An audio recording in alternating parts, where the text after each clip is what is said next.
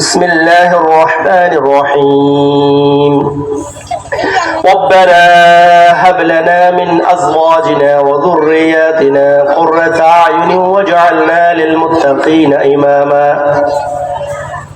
وقال تعالى رب هب لي من لدنك ذرية طيبة إنك سميع الدعاء وقال رسول الله صلى الله عليه وسلم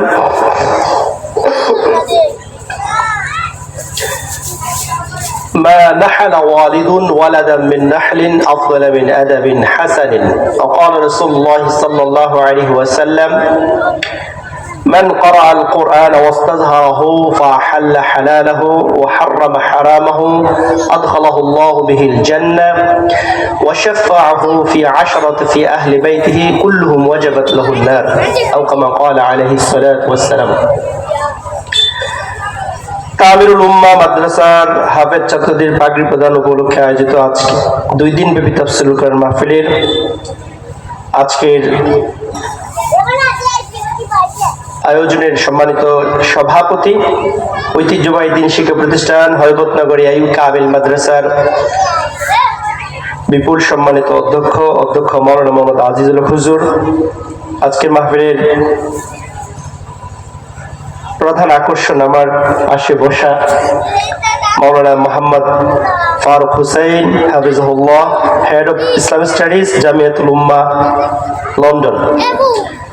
আজকের মাহফিলের সম্মানিত অতিথিবৃন্দ, সম্মানিত উলামায়ে কেরাম, সম্মানিত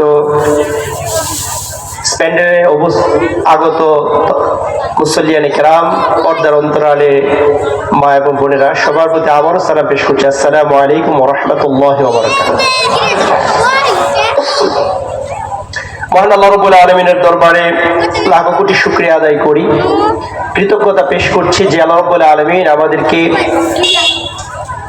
তাফসীরুল কোরআন মাহফিলের আজকের এই সুন্দর আয়োজনে আসার, বসার, কিছু কথা শোনার, কিছু কথা বলার মতো তৌফিক দিয়েছেন। সে মহান মুনিবের দরবারে অন্তরের অন্তঃস্থল থেকে, মন থেকে কালিমাতু শুকর আদায় করি, বলি আলহামদুলিল্লাহ।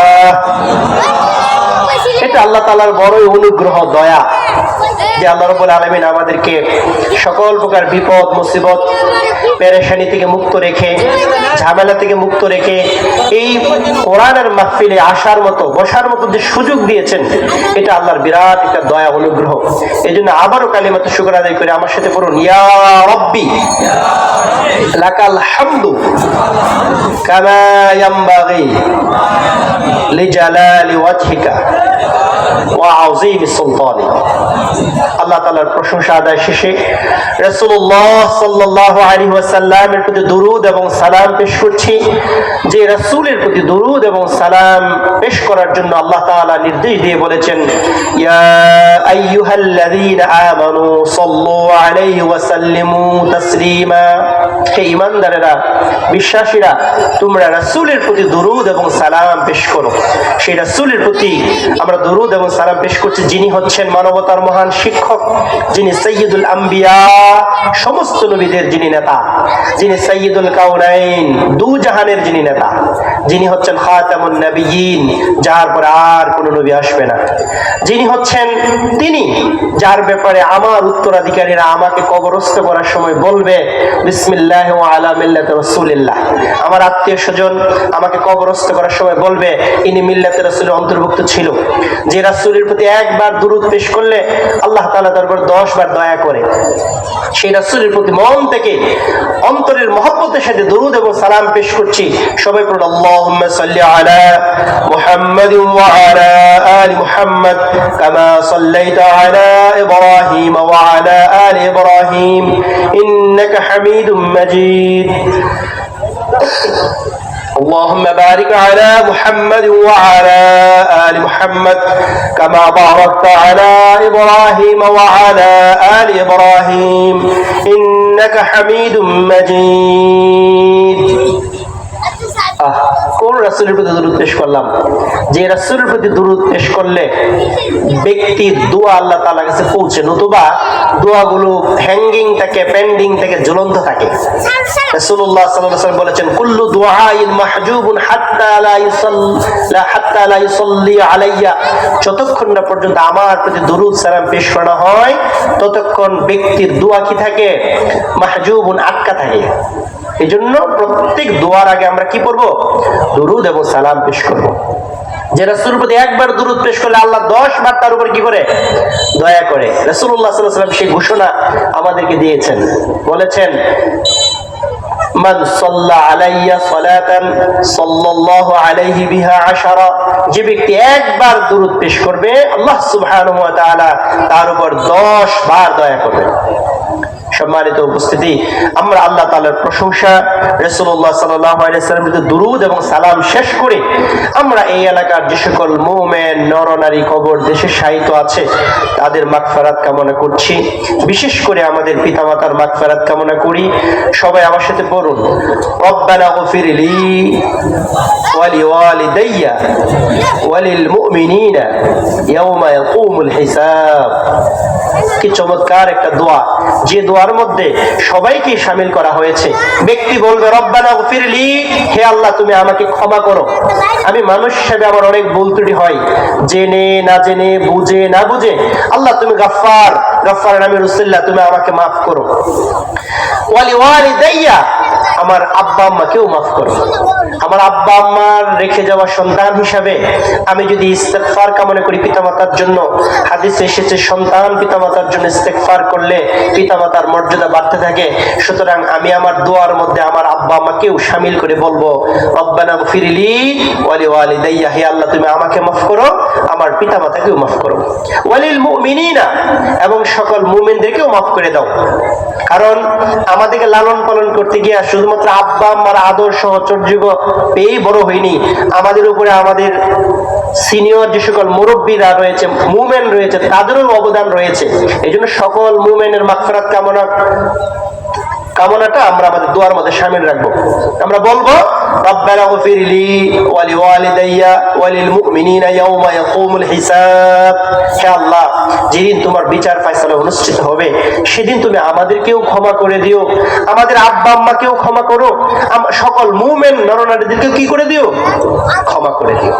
এই জন্য রাসূলুল্লাহ সাল্লাল্লাহু আলাইহি ওয়াসাল্লাম বলেছেন, মানিস্তাগফারা লিল মুমিনিনা ওয়াল মুমিনাত, মানিস্তাগফারা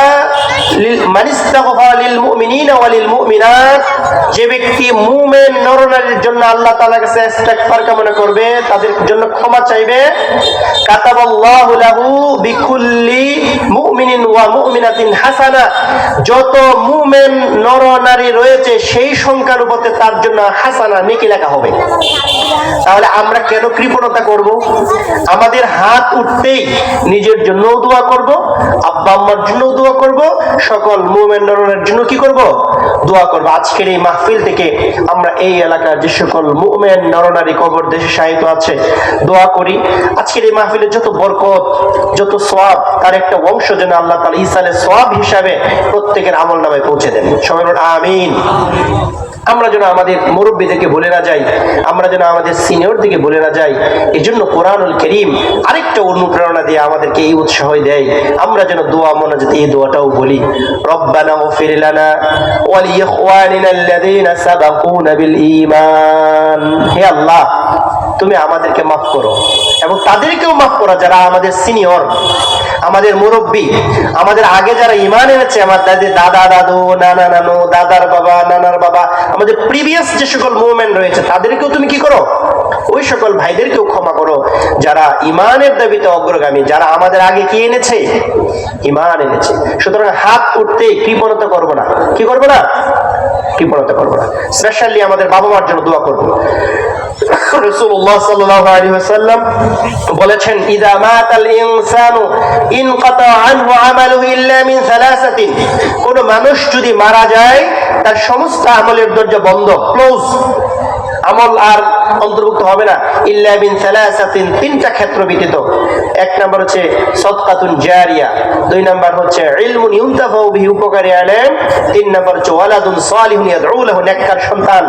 তার মানে আমরা যদি নেককার সন্তান রেখে যেতে পারি, সুসন্তান রেখে যেতে পারি, এমন সন্তান, এমন নাতি পুতি ছেলে মেয়ে রেখে যেতে পারি যারা আমাদের মৃত্যুর পরে আমাদের জন্য দোয়া করবে, তাহলে মরে গেলেও ব্যক্তির আমল নামে এর সব যেতেই থাকবে।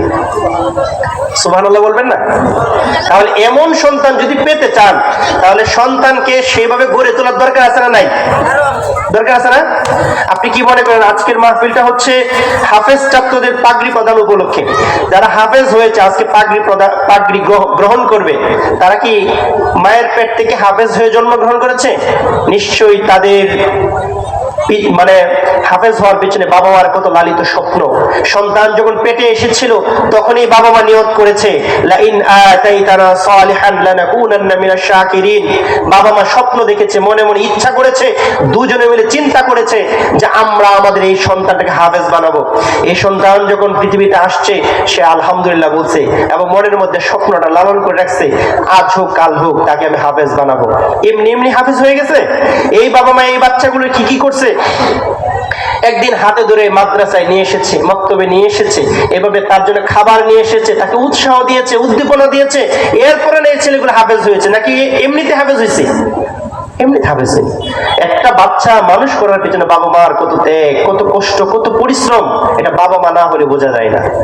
সুতরাং আপনারা যদি চান, আমরা যদি চাই আমাদের সন্তানেরা আমাদের জন্য দোয়া করবে আর আমরা কবরে থেকে সেই প্রশান্তি, সেই দোয়ার বরকত পাবো, তাহলে সন্তানদেরকে দ্বীনি শিক্ষা, চরিত্র শিক্ষা, আদব শিক্ষা, আখলাক শিক্ষা দেওয়ার দরকার আছে না নাই? আছে। তাহলে কি করতে হবে? সন্তান ছেলে হোক মেয়ে হোক, প্রথমে জন্মগ্রহণ করার পরে বলতে হবে আলহামদুলিল্লাহিল্লাযী ওয়াহাব আলী, আল্লাহ শুকরিয়া আদায় করি, আল্লাহ হচ্ছেন ওয়াহাব, আমি হচ্ছে আব্দুল ওয়াহাব। আল্লাহ ওয়াহাব হিসাবে, সন্তান দাতা হিসাবে আল্লাহ আমাকে যে ছেলে দিয়েছে অথবা মেয়ে দিয়েছে, প্রথমে মুখ দিয়ে কি বলবেন? আলহামদুলিল্লাহ। কি বলবেন? সেকেন্ড, এরপরে বাচ্চার সুন্দর একটা নাম রাখবেন। একজন ভালো মানুষ আলেমের সহবত নিয়ে তার মুখ থেকে একটু কোনো কিছু চিবিয়ে বাচ্চার মুখে লাগিয়ে দিয়ে তাহনিক করবেন, তার জন্য আকিকা করবেন। বাচ্চা যখন বড় হতে থাকবে তখন তাকে কি শিখাবেন? কালিমা দিয়ে কথা বলা শিখাবেন।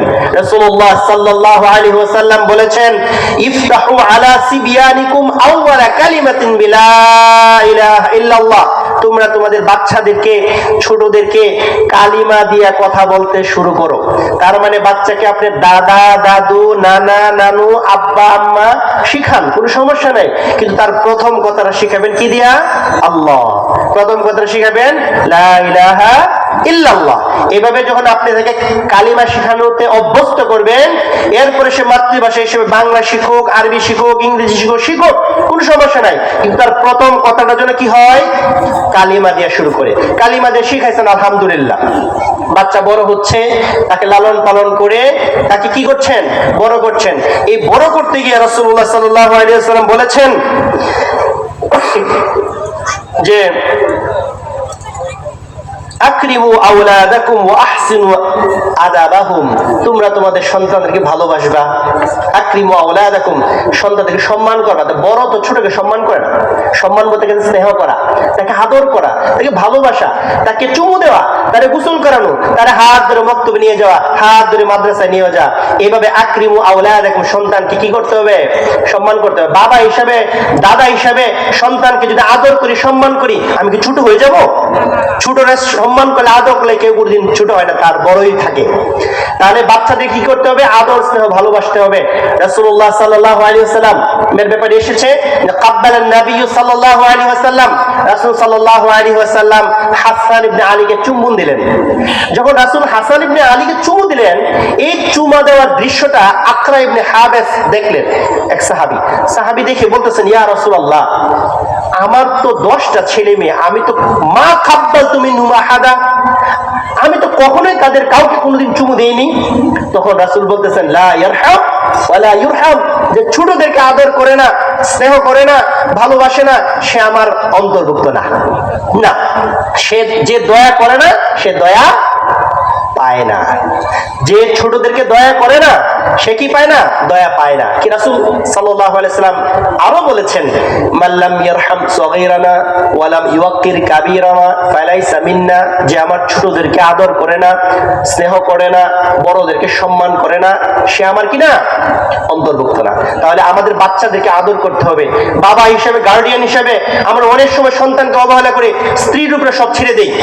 এই স্ত্রী বাচ্চাকে পেটে লালন করেছে, ধারণ করেছে, প্রসব করেছে, এরপরে জন্ম দিয়েছে, এরপরে বাচ্চাকে দুধ পান করাচ্ছে দিনের পর দিন, মাসের পর মাস, 2 বছর পর্যন্ত বাচ্চাকে দুধ পান করাচ্ছে। মা ক্লান্ত হয়ে যায় বাচ্চাকে প্রস্রাব পায়খানা করাতে করাতে, অথচ বাবারা দায়িত্ব ব্যাপারে অত্যন্ত উদাসীন। এই জন্য বাবা হিসাবে শুধু সন্তানকে মায়ের কাছে ছেড়ে দিবেন না, আপনার আমারও বিশাল দায়িত্ব আছে। আমাদের সাপোর্ট দিতে হবে স্ত্রীদেরকে। আমরা যদি আমাদের স্ত্রীদেরকে সাপোর্ট দিই, তাহলে সন্তান লালন পালনে, সন্তান পরিবারের জন্য সহজ হয়। আমরা শুধু স্ত্রীর উপরে শুধু সন্তান লালন পালনকে ছেড়ে দিব না, বরং উভয়ে মিলেই সহযোগিতায় সমন্বয় করে বাচ্চাদেরকে লালন পালন করব। এরপরে রাসূলুল্লাহ সাল্লাল্লাহু আলাইহি ওয়াসাল্লাম বলেছেন, ওয়া আহসিনু আদাবাহুম, তাদেরকে আদব শিক্ষা দিবা, শিষ্টাচার শিক্ষা দিবা, ভদ্রতা শিক্ষা দিবা। আপনি বাবা হিসেবে যদি আপনার বাচ্চাকে বলেন, ওই যে উনি তোমার দাদা, মুরব্বী মানুষ, মুরব্বীদের সম্মান করতে হয়, তাকে দাদাকে একটা সালাম দিয়ে আসো। আপনি যে সালাম শিখাইলেন, আবার তার ছোট ভাইকে বললেন, ও তোমার ছোট ভাই, তোমার ছোট ভাই আদর করো, ছোটরা আদর করো, বড়রা সম্মান করো। বাবা হিসেবে, গার্ডিয়ান হিসেবে, পরিবারের সদস্য হিসেবে আপনার বাচ্চাদেরকে এই যে শিষ্টাচার শিখাইলেন, আদব শিখাইলেন, এটা হলো এই শিক্ষা দেওয়ার জন্য পিতামাতার প্রতি আল্লাহ রাসূল সাল্লাল্লাহু আলাইহি ওয়াসাল্লাম বলেছেন কি, ওয়া আহসিনু আদাবাহুম, তোমরা তোমাদের সন্তানদের আদব তথা শিষ্টাচার শিক্ষা দাও। আপনার বাচ্চা, আমার বাচ্চার হাতে যদি একটা কলম থাকে, যে কলমটা আমি কিনে দেই নাই, আমার বাচ্চার হাতে যদি একটা ফল থাকে, যে ফলটা আমার গাছ থেকে সে পারে নাই, আমি যদি জিজ্ঞেস করি, বাবা এটা কোথা থেকে এনেছো, সে যদি বলে যে আমি তো অমুকের কাছ থেকে এনেছি, তুমি তার কাছ থেকে বলে আনছো না? বলে আনিনি। তো তুমি যে বলে আনো নাই, তাহলে এই জিনিসটা তো মানে সে দেখছে, দেখে নাই, তাহলে কে দেখছে? আল্লাহ দেখছে। তো তুমি যে তার কাছে জিনিসটা বলে আনোনি, এটাকে তো চুরি বলে। কি বলে?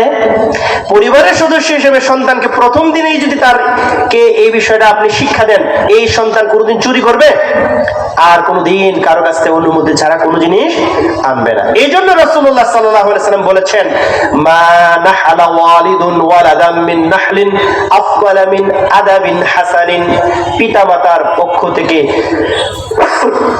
সন্তানের প্রতি সবচেয়ে বড় উপহার হচ্ছে সন্তানকে আদব, আখলাক, শিষ্টাচার, নম্রতা, ভদ্রতা, অ্যাটিটিউড, ম্যানার, বিহেভিয়ার শিক্ষা দেওয়া, কার্টেসি শিক্ষা দেওয়া।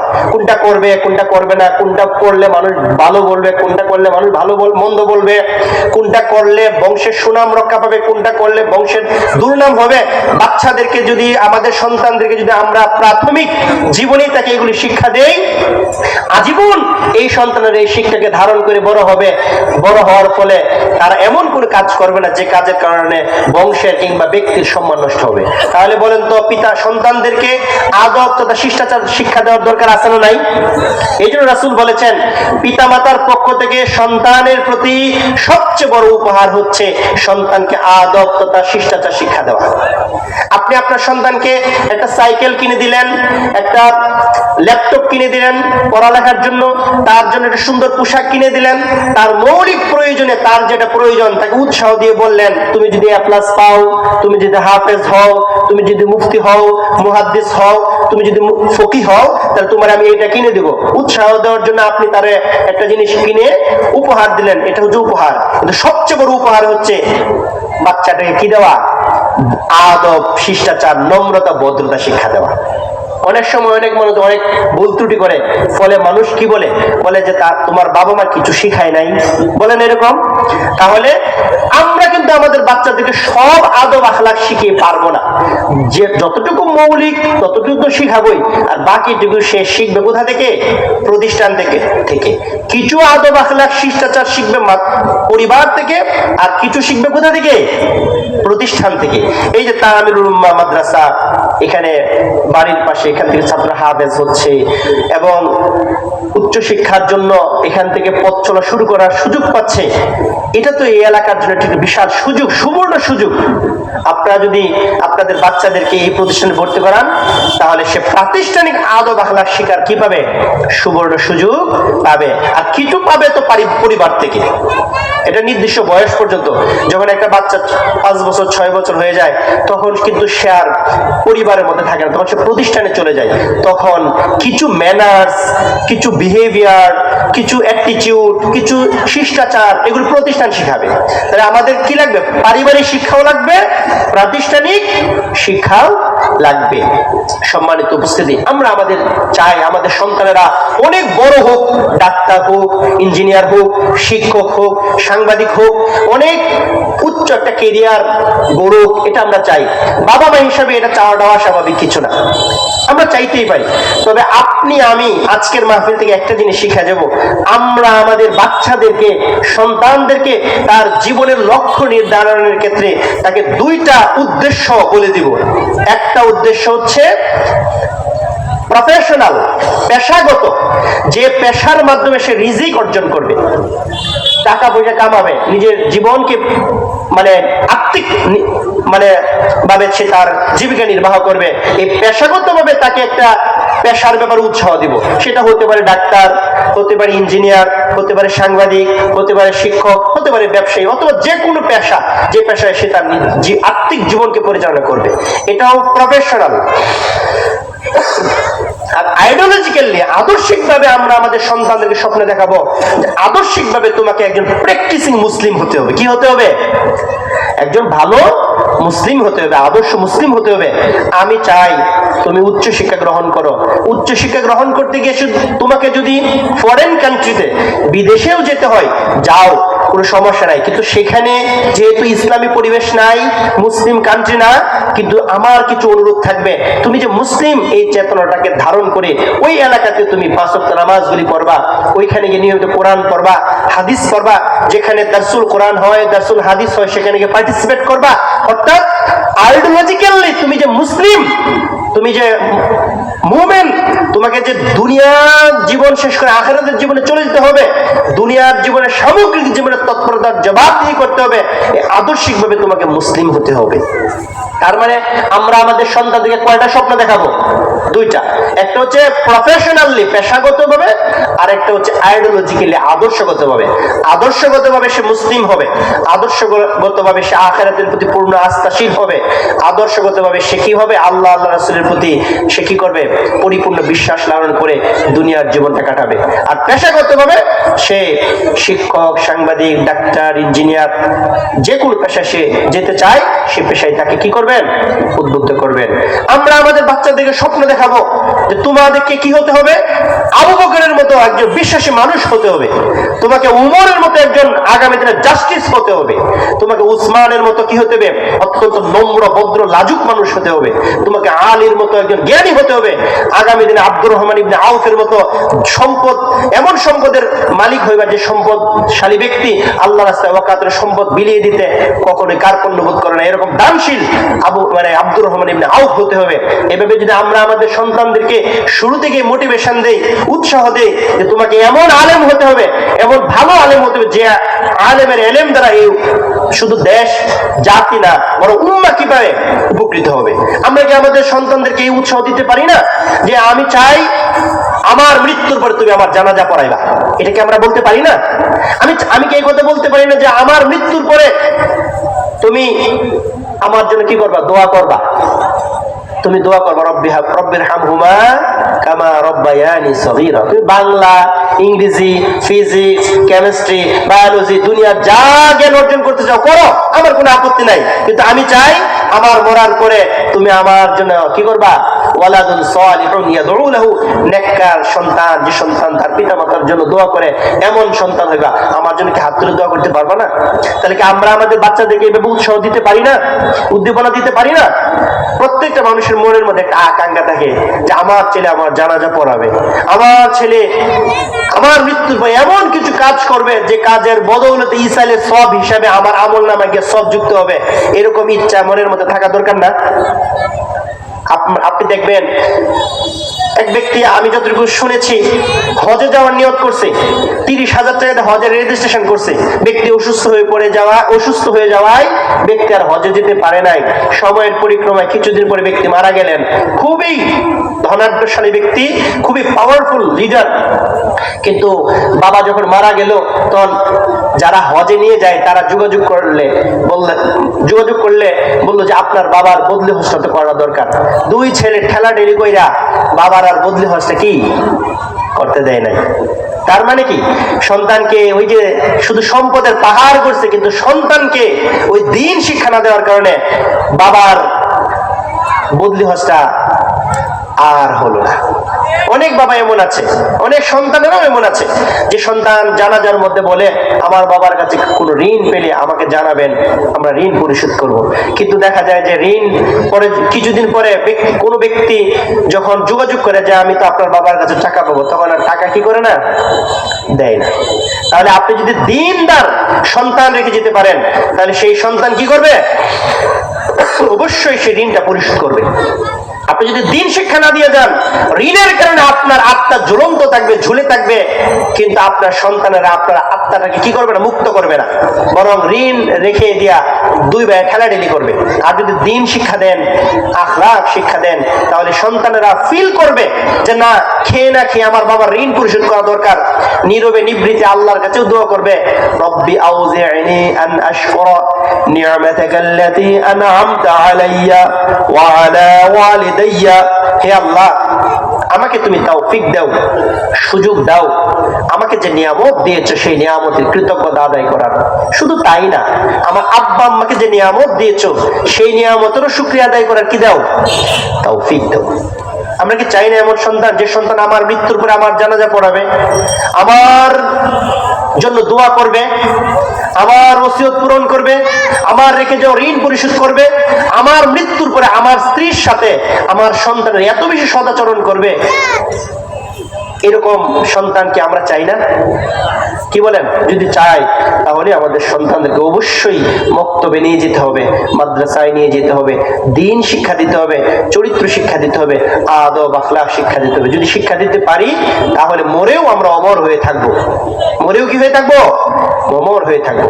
মনে রাখবেন, ব্যক্তি 1000 বছর বাঁচতে চায়, কিন্তু 1000 বছর বাঁচতে পারবে না। 1000 বছর মানুষ বাঁচে কিসের মাধ্যমে? কর্মের মাধ্যমে। আপনি যদি এমন একটা সন্তান রেখে যান, যে সন্তান এখানে বসে তাফসীর পেশ করছে, আপনার এলাকার ঈদগাহ মাঠে খুতবা দিচ্ছে, আপনার এলাকার মসজিদে নামাজ পড়াচ্ছে, আপনার এলাকার মসজিদে তারাবি নামাজ পড়াচ্ছে, মানুষ বলবে এত সুন্দর চমৎকার তেলাওয়াত, এটা কার ছেলে? বলে অমুকের ছেলে। অথচ অমুক মারা গেছে 20 বছর আগে, ব্যক্তি মরে গেছে 20 বছর আগে, কিন্তু সন্তানের কারণে ব্যক্তির সুনাম এখনো কি সমাজে বজায় আছে। তাহলে ব্যক্তি মরেও কি আছে? অমর হয়ে আছে। এই জন্য আমরা যদি এমন কিছু সন্তান রেখে যেতে পারি, যে সন্তানরা ভালো মানুষ হয়ে, আলোকিত মানুষ হয়ে সমাজের মধ্যে বেঁচে থাকবে, আমরা মরে গেলেও তাদের দ্বারা আমরা পরিচিত হব, মানুষ বলবে অমুকের ছেলে, অমুকের নাতি। তাহলে কি এরকম সন্তান আমরা চাই না? যদি চাই, তাহলে আমাদেরকে কি করতে হবে? আমাদেরকে আল্লাহ তাআলার কাছে একটু দোয়াও করতে হবে। মনে রাখবেন, সন্তানের বরণ পোষণ, লালন পালন, শিক্ষা দীক্ষা, চরিত্র আদব আখলাক শিক্ষা দেওয়া এটা বাবা মার দায়িত্ব। আল্লাহ সুবহানাহু ওয়া তাআলা কোরআনুল কারীমে বলেছেন, ওয়া আলাল মাউলুদি লাহু রিজকুহুন্না ওয়া কিসওয়াতুহুন্না বিল মা'রুফ। জনকের দায়িত্ব, পিতার দায়িত্ব হচ্ছে সন্তানের বরণ পোষণ সহ সব ব্যয় ভার বহন করা, সুন্দরভাবে, সৎভাবে, সঠিকভাবে সন্তানের বরণ পোষণ, শিক্ষা দীক্ষার ব্যবস্থা করার দায়িত্ব পিতার।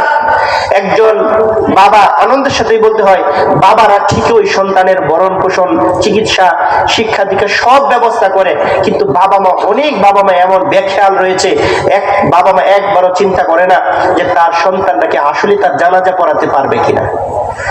আপনার সন্তানের জন্য আপনি আমি হাজার হাজার টাকা দিয়ে তার প্রাইভেটের খরচ দিচ্ছি, তার পড়ালেখার ব্যয়ভার বহন করছি, কিন্তু একবারও ভেবে দেখছি না, জিজ্ঞেস করছি না, বলছি না যে বাবা, আমি মরে গেলে কি তুমি আমার জানাজা পড়াইতে পারবা? আমি মরে গেলে কি তুমি আমার জন্য রব্বির হামহুমা কামা রব্বায়ানি সগীরা বলতে পারবা?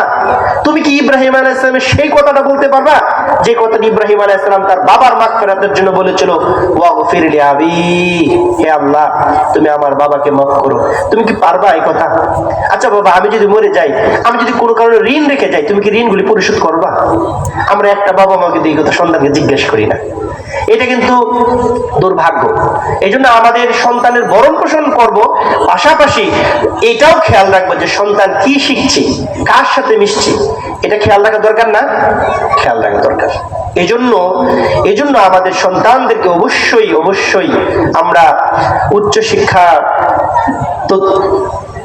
উচ্চশিক্ষা অর্জনের জন্য সহায়তা করব, কিন্তু তাকে আমি এই শিক্ষাটাও দিব যে আমি মরে গেলে তুমি আমার জন্য কি করবা?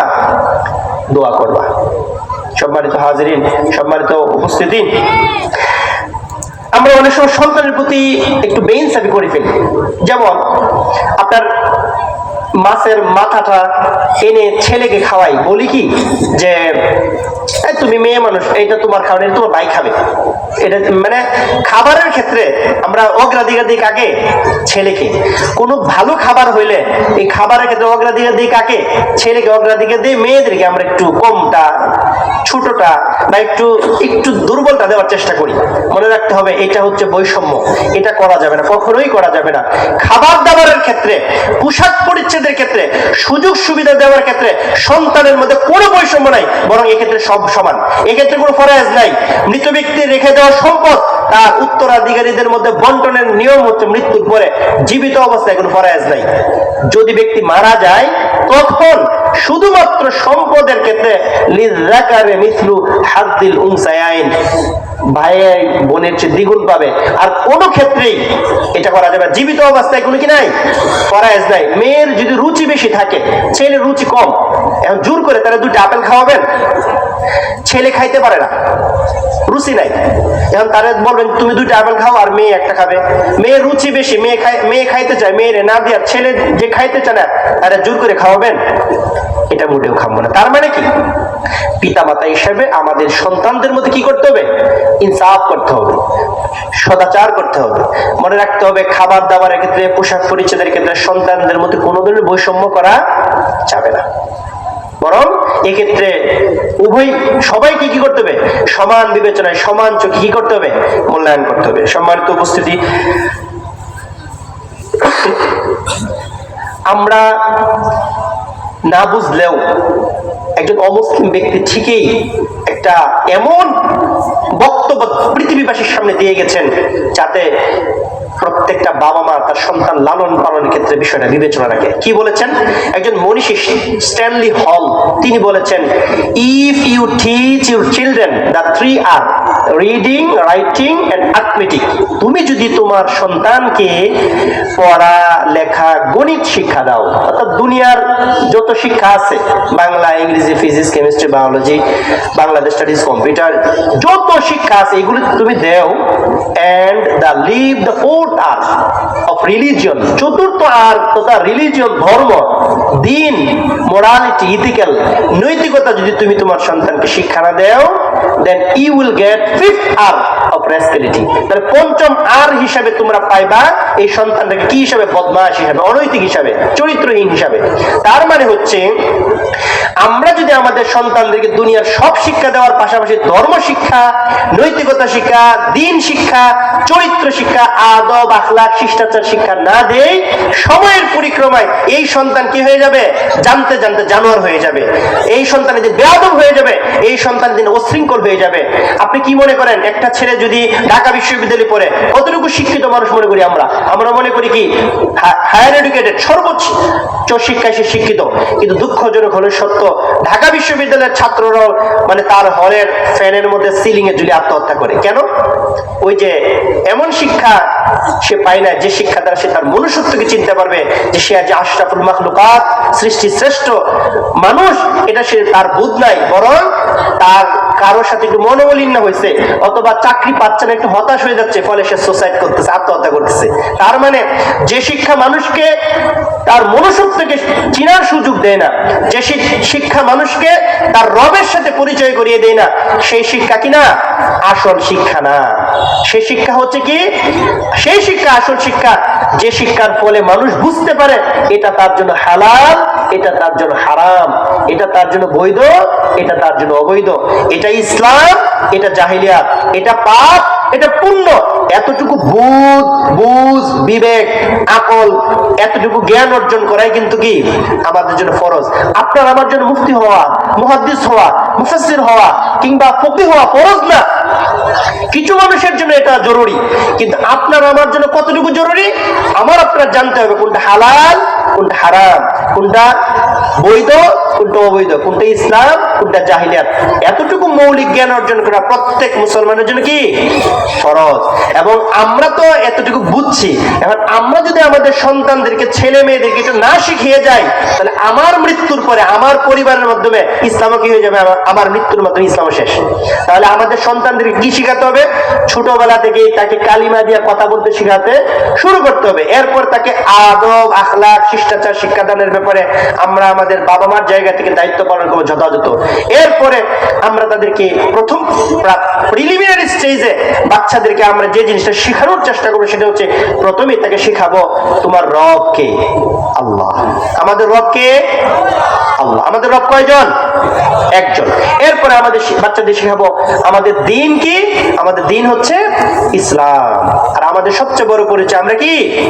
মুসলিম। আমাদের উপরে সর্বশেষ সর্বশ্রেষ্ঠ আসমানি কিতাব হিসেবে আল্লাহ যে গ্রন্থকে পাঠিয়েছেন মানুষের জন্য গাইডলাইন হিসেবে, সেই গাইডলাইন হচ্ছে কি? আল কোরআন। এইগুলো আমাদের বাচ্চাদেরকে শেখাবো।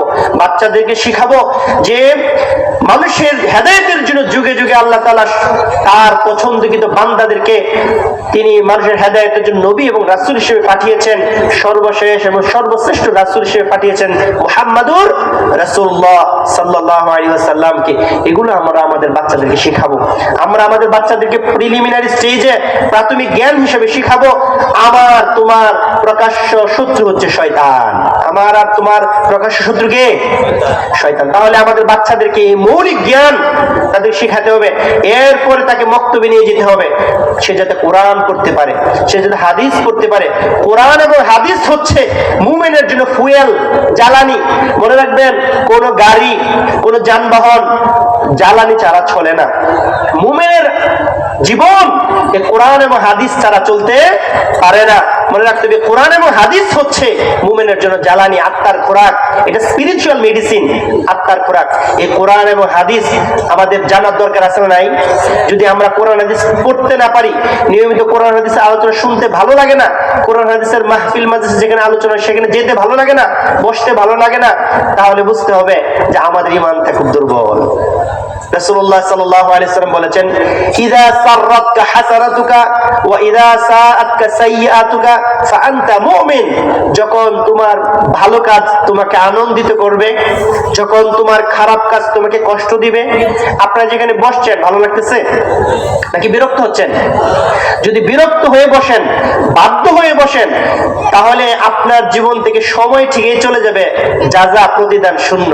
আর যিনি আবেগ নিয়ে, উচ্ছ্বাস নিয়ে, আনন্দ নিয়ে এই মাটিতে বসে কোরআনের কথা শুনছে, আমার কোনো কথা না, আল্লাহর কথা শুনছে, আল্লাহ রাসূলের কথা শুনছে, এই যিনি শুনে আনন্দ পাচ্ছে, তাহলে বোঝা যাচ্ছে সে আসলে কি? প্রকৃত মুমিন। কারণ রাসূল বলেছে, ইযা সাররাতকা হাসানাতুকা, যখন তোমার ভালো কাজ তোমাকে আনন্দ দিবে, ওয়া ইযা সাআতকা সাইয়্যাতুকা ফাআনতা মুমিন, যখন তোমার মন্দ কাজ, কোনো খারাপ কাজ, কোনো ভুল ত্রুটি করে ফেললে তোমার নফসে লাওয়ামা তোমাকে বিরক্ত করে, বলে কাজটা তোমার ঠিক হয় নাই, এই কাজটা না করলেও পারতা, কেউ না দেখুক, আল্লাহ তো দেখছে, এই যে তোমাকে বিরক্ত করছে, তোমাকে কষ্ট দিচ্ছে, তাহলে বুঝতে হবে ফাআনতা মুমিন। তাহলে আমরা সবাই মুমিন তো নাকি? আমরা সবাই কি মুমিন, কিন্তু আমাদের হতে হবে প্রকৃত মুসলিম, যে মুসলিম এশার নামাজ পড়ে আল্লাহকে আত্মসমর্পণ করবে, ফজর নামাজ পড়ে আল্লাহকে আত্মসমর্পণ করবে, তার উপর অর্পিত ফরজ যাকাত সে পূরণ করবে, তার উপর ফরজিয়াত যে বিধিবিধানগুলো আছে সে বিধিবিধান পালন করে সে আল্লাহর কাছে কি করবে, আত্মসমর্পণ করবে। আমরা অনেকেই মুমিন কিন্তু মুসলিম হতে পারছি না, অথচ আল্লাহ তাআলা বলেছেন ওয়ালা তামুতুন্না ইল্লা ওয়া আনতুম মুসলিমুন, তোমরা মুসলিম না হয়ে মৃত্যুবরণ করো না। সম্মানিত উপস্থিতি, আমরা আমাদের সন্তানদেরকে অবশ্যই আদব, আখলাক, দ্বীন, শিষ্টাচার শিক্ষা দিব। একটা প্রবাদ আছে, প্রবাদটা হচ্ছে যে আল ইলমু মিনাল্লাহ, জ্ঞান আল্লাহ প্রদত্ত, ওয়াল আদাবু মিনাল আবাই, আর চরিত্র, আদব, আখলাক, শিষ্টাচার এগুলো হচ্ছে পিতৃপুরুষের অবদান। মানে হচ্ছে জ্ঞান আল্লাহর দান আর স্বভাব, চরিত্র, আদব, আখলাক পিতৃপুরুষের অবদান। এজন্যই কিন্তু আমরা দেখি যে কোনো ব্যক্তি যখন ভুল ত্রুটি করে তখন আমরা বলি যে বাপ মা শিখায়নি, আর বলি কি নিচু বংশের লোক, মন মানসিকতাও নিচু, আচার আচরণ নিচু, কথাবার্তাও নিচু। তার মানে কি আচার আচরণ, আদব, আখলাক এগুলো হচ্ছে পিতৃপুরুষের অবদান। তাহলে আমাদের সন্তানেরা যাতে পরবর্তী প্রজন্মের কাছে লজ্জিত না হয়, সেজন্য বাবা মা হিসেবে আমাদের দায়িত্ব আছে কিনা যে সন্তানদেরকে আদব তথা শিষ্টাচার শিক্ষা দেওয়া, আছে না? অবশ্যই আছে। সম্মানিত মুসল্লিয়ানে কেরাম, সম্মানিত উপস্থিতি, আমরা যদি সুসন্তান, নেককার সন্তান, চক্ষু শীতলকারী সন্তান পেতে চাই, তাহলে সূরা ফুরকানের ৭৪ নং আয়াতটা আমরা আমাদের দোয়াতে সবসময় কি করব, বলার চেষ্টা করব, যেখানে আল্লাহ রাব্বুল আলামিন আমাদেরকে শিক্ষা দিয়েছেন আমরা যেন দোয়া মোনাজাতে এই কথাটা বলে আল্লাহ তাআলার কাছে এভাবেই আবদার পেশ করি, যেভাবে আল্লাহ সুবহানাহু ওয়া তাআলা বলেছেন সূরা ফুরকানের ৭৪ নং আয়াতে, রব্বানা হাব লানা মিন আজওয়াজিনা ওয়া যুররিয়াতিনা কুররাতা আয়ুনি ওয়াজআলনা লিল মুত্তাকিনা ইমামা। কি চমৎকার একটা দোয়া, চমৎকার একটা দোয়া। রব্বানা হাব লানা মিন আজওয়াজিনা, আল্লাহ তুমি ওয়াহাব। ওয়াহাব কে? আল্লাহ। আমরা অনেকেরে বলি কি উনি ওয়াহাব। ওয়াহাব কোন ব্যক্তি হতে পারে না, আমি আপনি হচ্ছে আব্দুল ওয়াহাব। ওয়াহাব কে? আল্লাহ। সুতরাং আল্লাহরে বলবো আল্লাহ ইন্নাকা আনতাল ওয়াহাব, আল্লাহ তুমি হচ্ছে দাতা।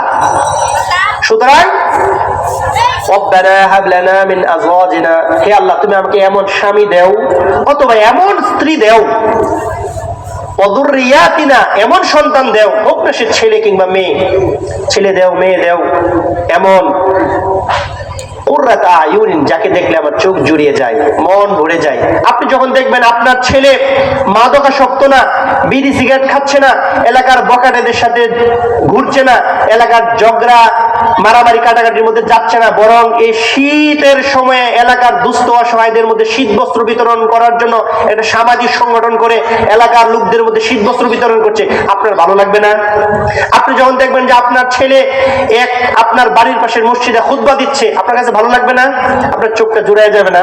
আপনি যখন দেখবেন, ঘরের মধ্যে গিয়ে দেখবেন যে আপনার স্ত্রীর মাথার মধ্যে আপনার ছেলে পানি ঢালতেছে, আপনার স্ত্রী অসুস্থ বিদায়, আপনার মনটা জুড়ে যাবে, আলহামদুলিল্লাহ আমি তো এমন সন্তানই চেয়েছিলাম। আপনি যখন দেখবেন ঘরের মধ্যে ঢুকে আপনার মেয়েরা ঘরের মধ্যে 2 মেয়ে বসে বসে কোরআন শরীফ পড়তেছে, তখন আপনার কি ভালো লাগবে না?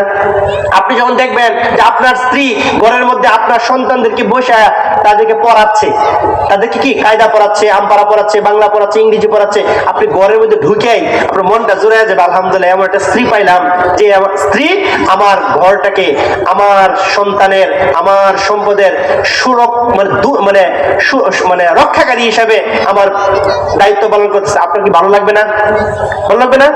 তাহলে এমন এমন চক্ষুষে দরকারি স্ত্রী, স্বামী, এমন চক্ষুষে দরকারি সন্তান যদি পেতে চান, সূরা ফুরকানের ৭৪ নং আয়াতটা আপনারা আমল করার চেষ্টা করবেন। দোয়াটি হচ্ছে রব্বানা হাব লানা মিন আজওয়াজিনা ওয়া যুররিয়াতিনা কুররাতা আইনি ওয়াজআলনা লিল মুত্তাকিনা ইমামা। পারবেন ইনশাআল্লাহ? বাবা মা হিসেবে আপনি দোয়া করবেন রব্বি হাবলি মিনাস সালিহিন, হে আল্লাহ তুমি আমাকে সালেহ সন্তান দান করো। চরিত্রবান, পবিত্র, সুস্থ, সবল, সক্ষম, নেককার সন্তান দান করো। ইব্রাহিম আলাইহিস সালাম এই দোয়াটা করেছিলেন। এই কথাটাই আল্লাহ কোরআনে উল্লেখ করেছে। কেন? যাতে ইব্রাহিমের উত্তরসূরিরা, ইব্রাহিম আলাইহিস সালামের উত্তরসূরিরা যাতে ইব্রাহিম আলাইহিস সালামের ভাষায় সেই আল্লাহ তাআলার কাছে এইভাবেই দোয়া করে, যে আল্লাহ তাআলা ইব্রাহিম আলাইহিস সালামের দোয়া কবুল করেছিলেন, সে আল্লাহ আজও আছে না নাই? তাহলে সে আল্লাহ আমাদের দোয়া কবুল করবে কি করবে না? তার নেককার সন্তান দরকার আছে না নাই? তাহলে বাবা মা হিসাবে আমরা অবশ্যই সন্তানের জন্য কি করব? দোয়া করব। আমরা বাবা মা সন্তানের জন্য কত কষ্ট করি, তাদের খাবারের জন্য, তাদের সুন্দর পোশাক পরানোর জন্য কত পেরেশানি হয়ে কত কিছু করি না?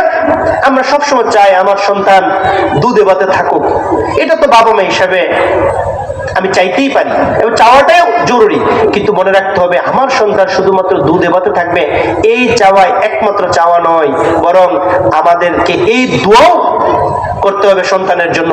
ও আসলিহ লি ফি যুররিয়াতি, হে আল্লাহ তুমি আমার সন্তান শুদ্ধ থেকে সৎ বানাও, চরিত্রবান বানাও, আমার সন্তান শুদ্ধ কি বানাও?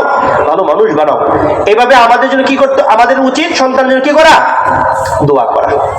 বাবা মা হিসেবে যদি আমরা সন্তানের জন্য দোয়া করি, এই সন্তানেরা এই সময়ের পরিক্রমায় আমাদের জন্য দোয়া করে বলবে রব্বির হামহুমা কামা রাব্বায়ানি সগীরা। তাহলে সবার আগে দায়িত্ব কার? বাবা মা। সবার আগে বাবা মা সন্তানের জন্য দোয়া করবে। সন্তান বড় হবে, আদব আখলাক শিখবে, দিন শিখবে, এরপরে সন্তানও কি করবে? পিতা মাতার জন্য কি করবে? দোয়া করবে। মনে রাখবেন, সন্তানকে যদি আমরা দিন শিক্ষা না দেই, কোরআন শিক্ষা না দেই, আদব আখলাক শিক্ষা না দেই, ইসলাম শিক্ষা না দেই, ইসলামী আন্দোলনের সাথে সম্পৃক্ত হওয়ার জন্য যদি আমরা তাদের উদ্বুদ্ধ না করি, বাধা দেই, এই সন্তানেরা একদিন আল্লাহ তাআলার কাছে অভিযোগ পেশ করে আমাদের জন্য শাস্তি কামনা করবে। সন্তানেরা বলবে রব্বানা ইন্না আতা'না সাদাতানা ওয়া কুবাআনা ফাদাল্লুনা সাবিলা রব্বানা আতিহিম দি'ফাইনি মিনাল আযাবি ওয়া লআনহুম লা'নান কাবীরা।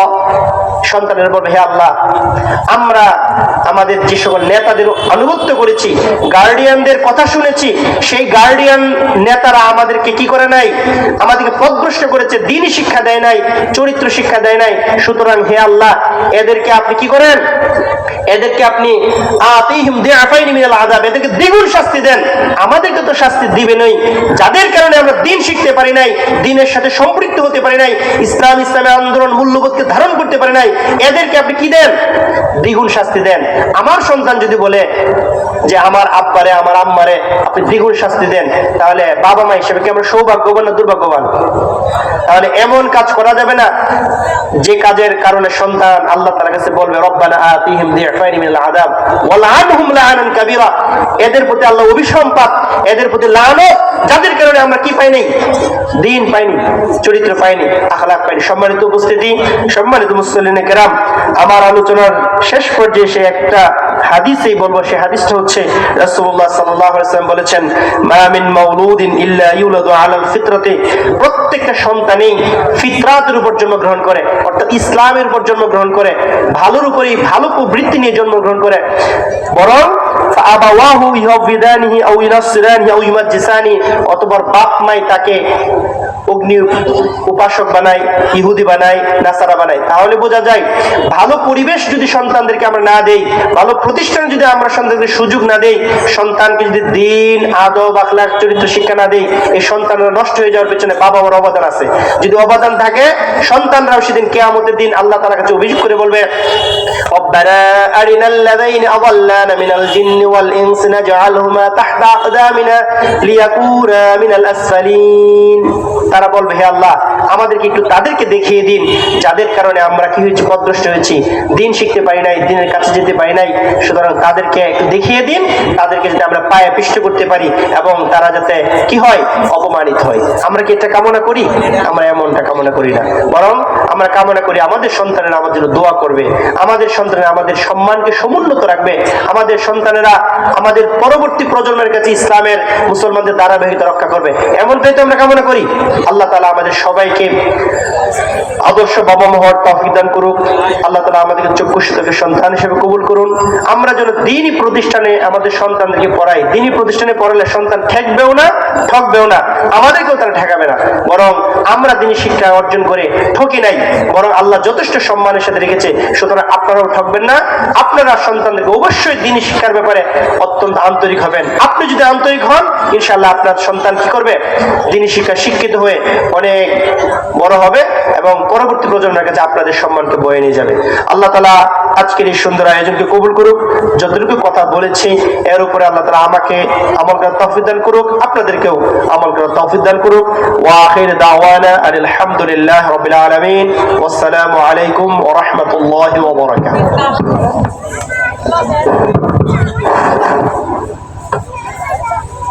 মোবারকবাদ জানাই হযরত মাওলানা জুবায়ের আহমেদ সাহেবকে অত্যন্ত সুন্দর চমৎকার আলোচনা পেশ করার জন্য। সম্মানিত